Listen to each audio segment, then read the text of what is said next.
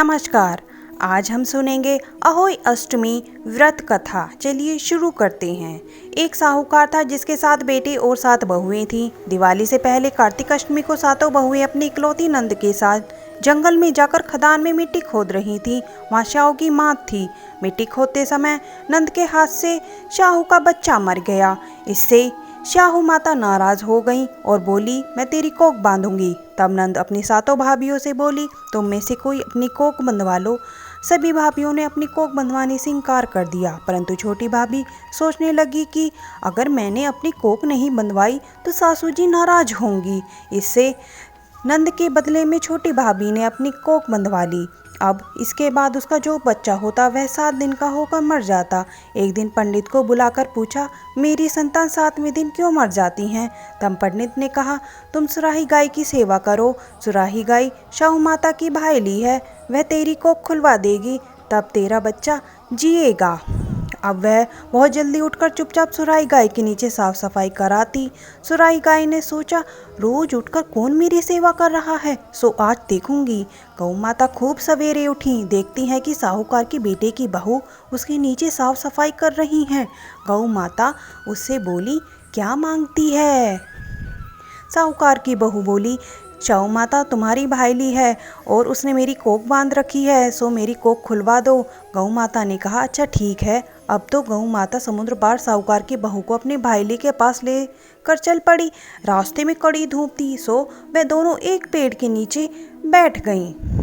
थोड़ी देर में एक सांप आया। उसी पेड़ पर गरुड़ पंखनी का एक बच्चा था। सांप उसको डसने लगा। तब साहूकार की बहू ने सांप मारकर ढाल के नीचे दबा दिया और बच्चे को बचा लिया। थोड़ी देर में गरुड़ पंखनी आई तो यहाँ खून देखकर साहूकार की बहू को चोंच मारने लगी। तब साहूकार की बहू बोली, मैंने तेरे बच्चे को नहीं मारा, बल्कि सांप तेरे बच्चे के करीब आया था। मैंने तेरे बच्चे को नहीं मारा, बल्कि तेरे बच्चे की रक्षा की है। यह सुनकर गरुड़ पंखनी बोली, मांग तू क्या मांगती है? वह बोली, 7 समुंदर पार शाहू माता रहती है, हमें तू उसके पास पहुंचा दे। तब गरुड़ पंखनी ने दोनों को अपनी पीठ पर बैठाकर शाहू माता के पास पहुंचा दिया।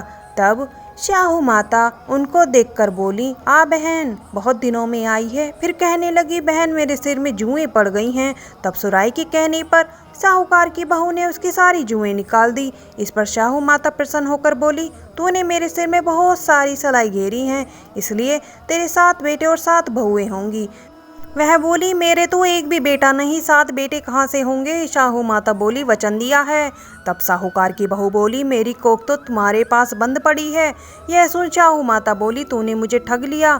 जा, तेरे घर पर तुझे 7 बहुएं मिलेंगी। तू जाकर उजमान करियो, 7 अहोई बनाकर 7 कढ़ाई करियो। वह लौटकर घर आई तो वहाँ देखा कि 7 बेटे 7 बहू बैठे हैं। वह खुश हो गई। उसने 7 अहोई बनाकर 7 उजमान किए और 7 कढ़ाई करी। शाम के समय जेठानियाँ आपस में कहने लगी कि जल्दी जल्दी पूजा कर लो, कहीं छोटी बच्चों को याद करके ना रोने लगे। थोड़ी देर में उन्होंने अपने बच्चों से कहा, अपनी चाची के घर जाकर देखाओ कि आज वह अभी तक रोई क्यों नहीं। बच्चों ने आकर कहा, चाची तो कुछ मान रही हैं, खूब उजमन हो रहा है। यह सुनते ही जेठानियाँ दौड़ी दौड़ी वहाँ आई और आकर कहने लगी कि तूने कोख कैसे खुलवाई? वह बोली, तुमने तो कोख बंधवाई नहीं थी, सो मैंने कोख बंधवा ली थी। अब शाहू माता ने कृपया करके मेरी कोख खोल दी है। हे शाहू माता, जिस प्रकार उस साहूकार की बहू की कोख खोली, उसी प्रकार हमारी भी कोख खोलना। एक कटोरी में गेहूं के दाने या फिर हल्दी चावल लेकर कहानी सुने। धन्यवाद।